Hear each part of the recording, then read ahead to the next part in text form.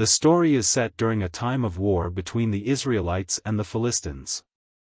The Philistine army gathered for war at a place called Socoh in Judah, while the Israelites camped in the Valley of Elah. Goliath was a giant from Gath, one of the 5 cities of the Philistines. He was over 9 feet tall and wore heavy armor, including a bronze helmet, a coat of scale armor weighing 125 pounds, bronze greaves, and a bronze javelin slung on his back. Goliath challenged the Israelites to send a man to fight him, boasting that if he was defeated, the Philistines would become their servants, but if he won, the Israelites would become their servants. David was the youngest of 8 brothers and worked as a shepherd. His 3 oldest brothers were in Saul's army, while David occasionally went to the battlefield to bring food for his brothers and return to tend his father's sheep. When David heard Goliath's challenge, he was outraged that Goliath defied the armies of the living God. David volunteered to fight Goliath, despite being just a young shepherd and untrained in battle.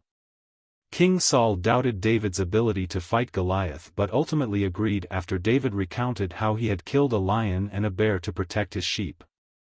Saul offered David his armor, but David declined, opting instead for his sling and 5 smooth stones from a nearby stream. Armed with his sling and stones, David approached Goliath. Goliath mocked and cursed David, but David responded with confidence in God's power. He declared that the battle was the Lord's and that God would deliver Goliath into his hands. David slung a stone at Goliath, striking him on the forehead. The stone sank into Goliath's forehead, and he fell face down to the ground. David then took Goliath's sword and killed him, cutting off his head. The Philistines were terrified and fled when they saw their champion defeated. The Israelites pursued and defeated the Philistine army, plundering their camp. David's victory over Goliath made him a hero in Israel and led to his eventual rise to become king.